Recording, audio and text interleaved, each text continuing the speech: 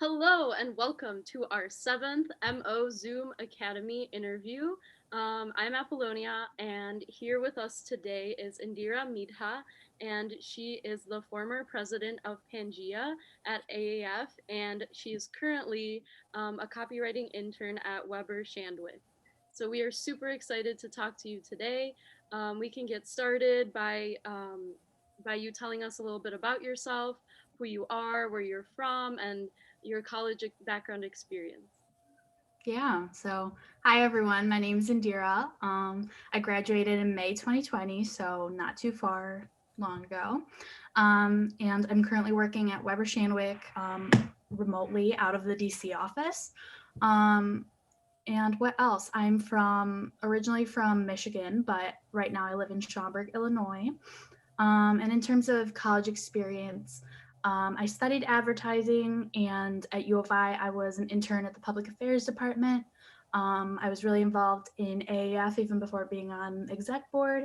And I also interned at the study abroad office doing social media. Yay! We're so excited to be talking to you today, Erin Dira. I know that your senior year might not have been what I'd expected, but we're all making it work. And look at you now, you're living the dream. Could you tell us a little bit about your role at Weber Shandwick with copywriting and kind of how you fell into copywriting as a career?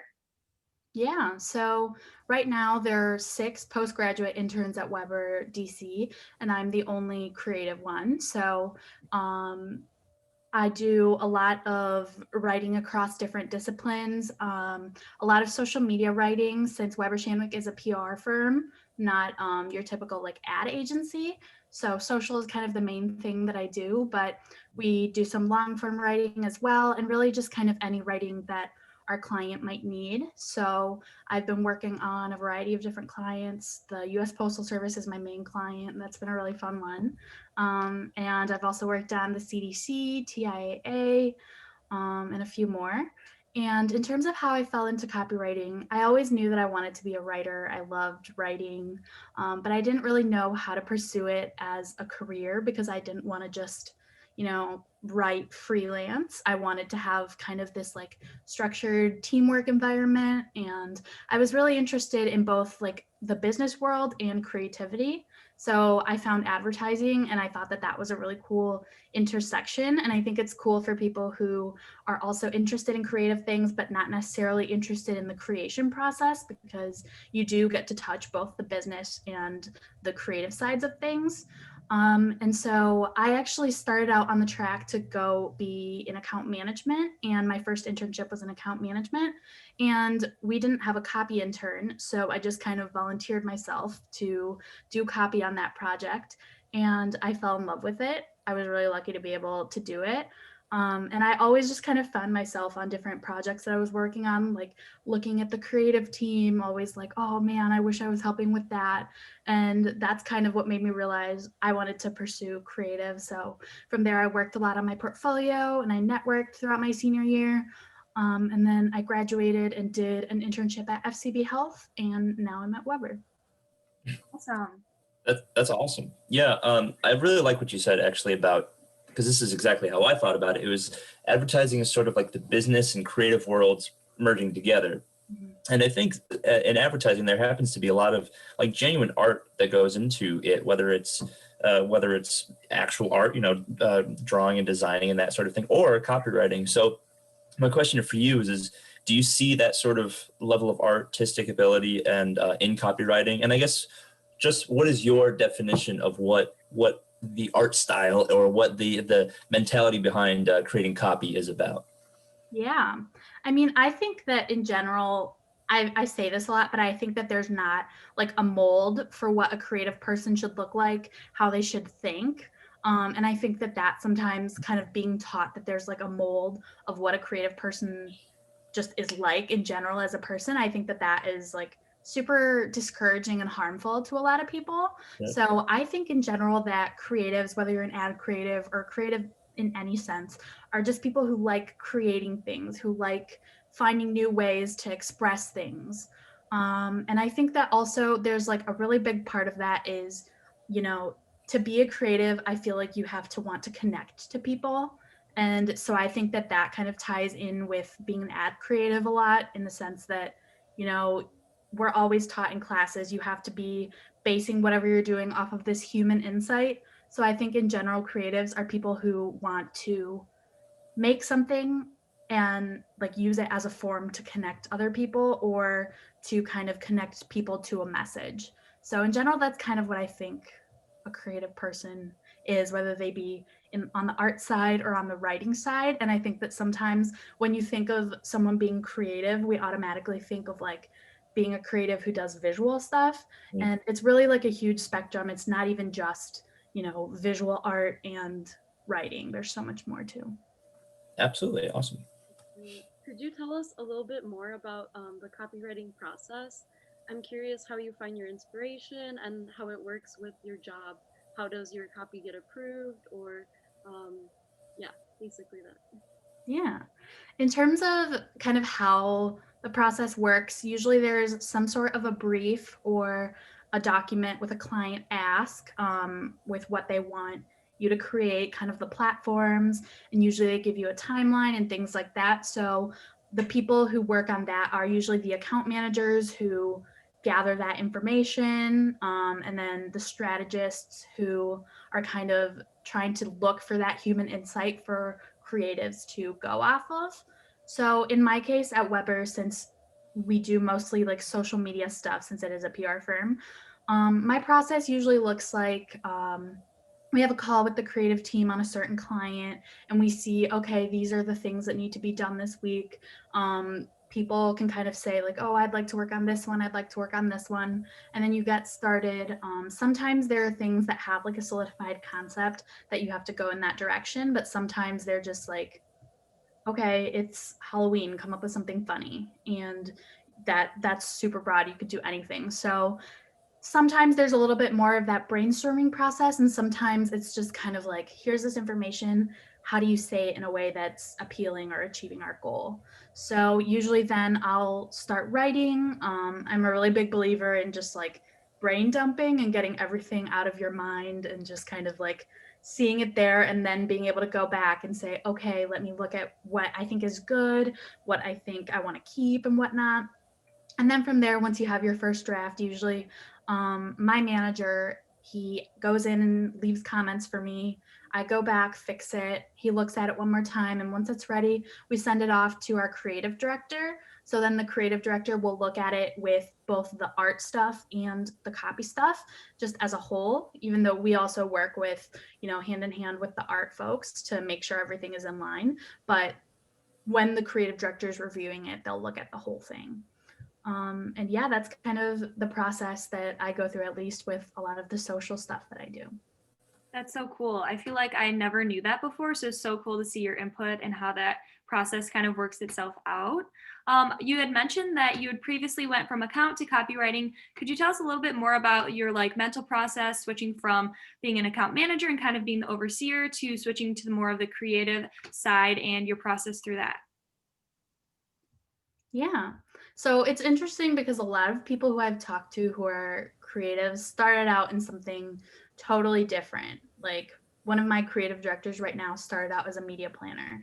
So I think for me, the way that I really just found that I was interested in creative was, I mean, I'd always loved writing and I'd always loved consuming content.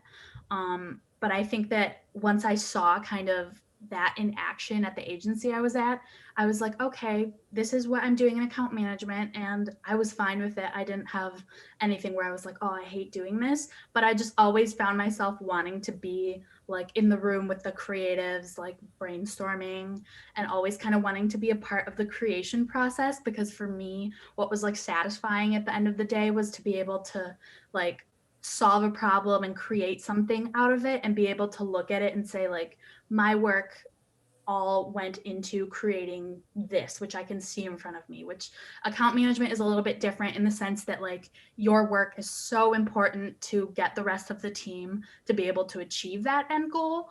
But it's different because I feel like you don't necessarily look at like, this is my, like, this is the piece of idea that then went from my brain into whatever it is at the end. Right. And did you so when you sort of figured that out, were you at was it a specific class that you kind of found yourself, or was it like something your hands-on work through AAF and through were you in Pangea at the time? I think you said, right? Yeah. What was Pangea's role in you finding your path in advertising? Yeah, so Pangea, for those who don't know, is the multicultural marketing agency within AAF. And I loved it. I always knew I was passionate about diversity and inclusion. So that was a really cool space to be involved with. And something that I thought was cool was that I got to try out some different roles in different agencies. So I was also in AdBuzz. And in AdBuzz, I had done some account management stuff, but then on the Pangea side, I had done some account management, some copywriting, and I kind of got to like try my hand at a bunch of different things. I think at one point I also was a strategist in AdBuzz, and it was really cool to be able to kind of have that experience to see what it's like, because AAF agencies really do mimic the structure of how a real agency works. And I think that I felt more prepared at my first internship because I had that experience in AAF, being able to just kind of see how it worked. So Absolutely, yeah. That's the best thing I think about AAF and here, but anywhere, is that it really does. Once you have your first internship, you can see the similarities and the parallels of like, oh, this is what it's about, and then when you come back from that internship, you're like, oh, I can really like. I remember I kind of pretended like the agency was like an extension of my internship, and I was like, okay, I'm gonna grind out. I know what the standards are. I'm gonna kick ass and take names. So it definitely is a really great place to grow. So thanks for sharing that. Absolutely. yeah. Could you talk a little bit about your blog and how you managed to fit in writing for pleasure while also writing content for your daily job? Yeah, so I had a blog for about 5 years that I was like pretty invested in. And recently I've kind of like shut it down and I'm working on some rebranding stuff. So I guess stay tuned for that. But I have always just enjoyed writing in general. And so for me, it was something that I would do when I was like, I have a lot on my mind and I just want to do this. Or I would have random ideas and just kind of start writing. And that's just kind of like what sparked my interest in having a side hustle. Um, and I always just think it's cool to have something that you're working on that is just like, I don't know, an extension of you. I think that that's really cool.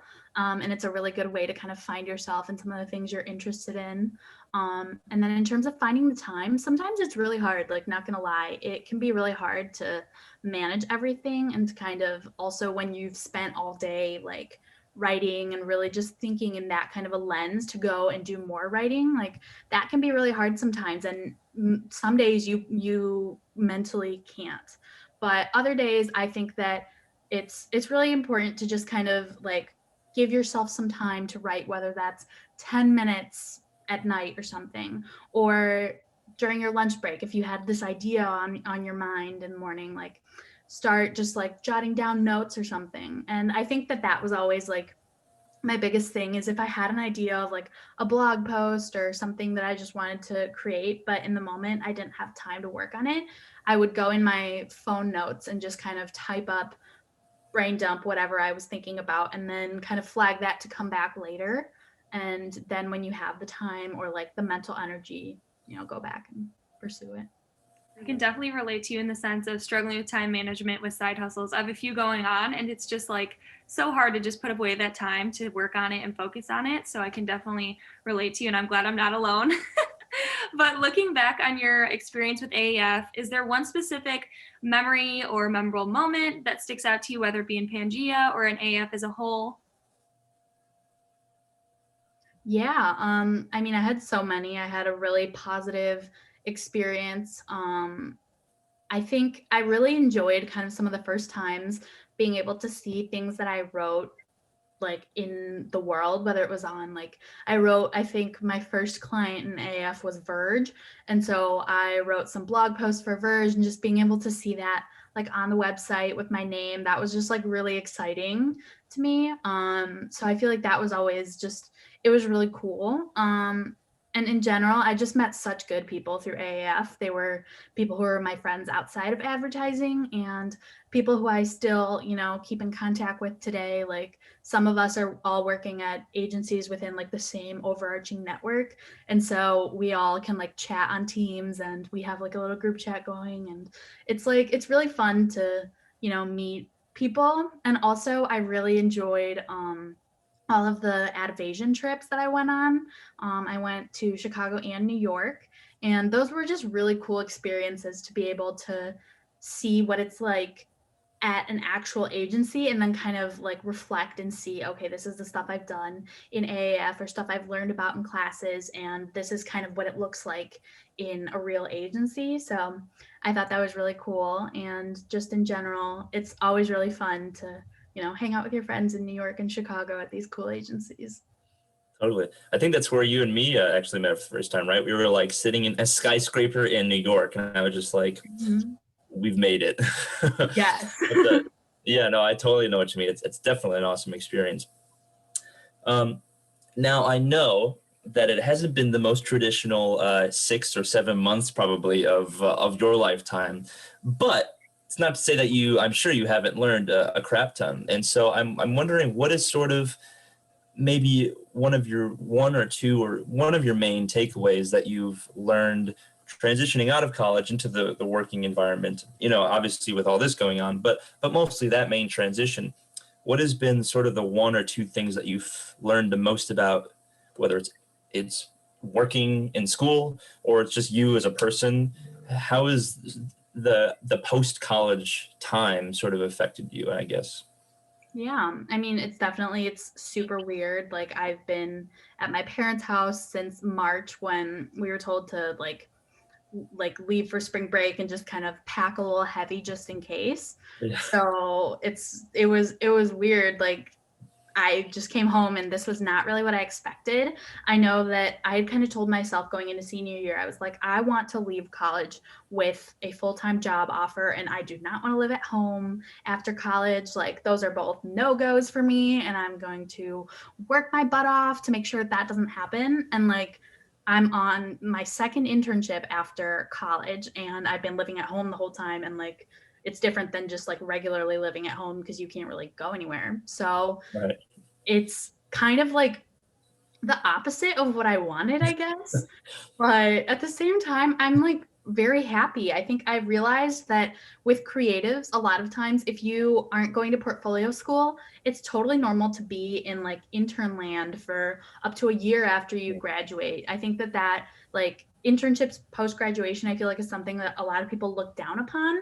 But I have had such a positive experience, especially like at Weber. I'm having such a good time, and I think that it's been cool to kind of see that even as an intern, different projects that I've been working on are out in the world, and it's cool to see something that I wrote on like a brand's Instagram and stuff like that. So I think that like having intern attached to your title is something that like should not be like something that you're embarrassed about or anything like that. And so it's crazy that I'm like in the opposite of what I would have wanted.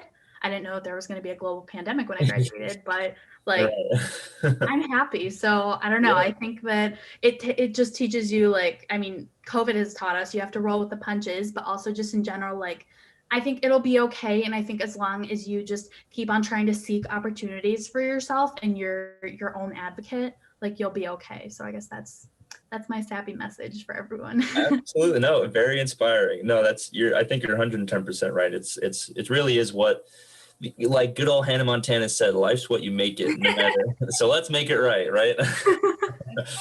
There we go. I love it. I have Exactly. another question regarding working remotely. You mentioned that you're working from the DC office, right? Mhm. Okay, yeah. I was curious, like as a senior graduating soon, I'm definitely open to working remotely from my home in St. Charles, Illinois, from a different state. I was wondering what that's like working from DC from a different state. Is there any different things you have to kind of go through? What does that look like? Yeah, I mean, both my internships were remote. So before I was at FCB Health, and that was based out of New York City. And then Weber, I'm like, it's the DC office. So I guess aside from the fact that like you have to be super mindful of the fact that when somebody says like, send this to me by X hour, you have to be mindful of like the fact that you're in a different time zone. But I don't know. I think that it's okay. Like I don't really think it would have been too different for me if I would have been interning at the Chicago office, I guess. I don't know. I mean, I think it is interesting too that like, you can bring a different perspective to things, being that like there's me and one intern from Nebraska are like the only Midwesterners of like the intern class and stuff. So we bring a different perspective. So I guess that can be good sometimes too when you're kind of trying to brainstorm, having different perspectives in general is always awesome. And yeah, I don't know. I mean, I think it's such a bummer to not be in DC, obviously, especially because like Weber DC goes to like we work with a lot of government clients, so they usually go and take their interns like to the Hill and stuff like that. But for us, like obviously that's not happening. But I think it's still cool to be able to look at how different cities work. And I think it's interesting too that I definitely have noticed like New York is extremely fast paced. And then DC, I don't know, I've noticed that there's a lot of like social impact work that goes into a bunch of different clients. So every city kind of has its own groove. And I guess it's just a matter of figuring out what you like. And it's cool that you can test it out without having to move right now. So Yeah, cool. I feel like that's interesting that each city and state kind of has its own vibe and different thing going on. Definitely unique, and I did not know that. So that's good to know going into the future. yeah. Other than that, Apollonia and Matt, do you have any more questions?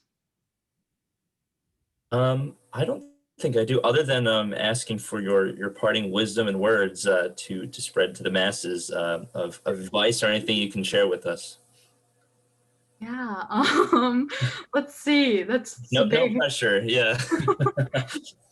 I don't know. I think that it's really important to just kind of it's hard to believe in yourself all the time, but it's like believe that you're going to figure it out. I think it's really important in this time to kind of just believe that you're going to figure things out and that things are going to be, okay, even if you're like, okay, I'm unemployed right now, maybe you'll find this opportunity that's awesome for you. Or, oh, I don't want to be an intern. Like I found a really good fit for me as an intern. So I think just being open-minded and also just trusting yourself, being proactive, staying connected with people, reaching out on LinkedIn, just in general, kind of doing what you can and then saying, okay, I have faith in myself that I'm going to do what I can and that I am going to figure it out, whether it's what I think I want right now or it's something else that I'll end up wanting. Absolutely. No, yeah, that I think that's exactly what everyone it's actually exactly the attitude that everyone should have. But I really appreciate all of us appreciate you coming out and speaking with us. And I think that my favorite part of doing these is just hearing like everybody's different perspective, whether they're been in the industry for 10 years, whether it's been for 6 months, for whatever it is. But it's just a joy and a pleasure to get to hear from different folks of all walks of life, kind of shed their light on the world, and that's what college is all about. So yeah, thanks just so much for coming down and doing this with us. I know a lot of people will be happy to see you again and to hear from you. So yeah, just thanks. Thank you, Indira. Yeah, thank you for having me. And if anyone wants to chat with me or connect afterwards, you can feel free to find me on LinkedIn. And yeah, I'd be happy to chat with anyone if you're interested in talking about the process of becoming a creative or building a portfolio or something like that. Awesome. Absolutely. Thank you so much. Yes, thank you.